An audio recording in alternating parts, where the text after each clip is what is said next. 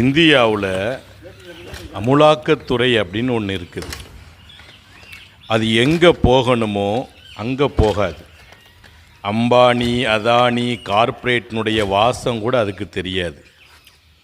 ஒன்றிய அரசினுடைய ஊழல் அமைச்சர்கள், அதிகாரிகள் எதையும் அதற்கு தெரியாது. ஆனால் எதிர்க்கட்சிகளுடைய வீட்டிற்கு சென்று களமாடல் செய்யும். அதே மாதிரி இதே மாதிரி என் வண்டி எங்கே போகணுமோ அங்கே ஸ்டார்ட்டவே ஆகாது.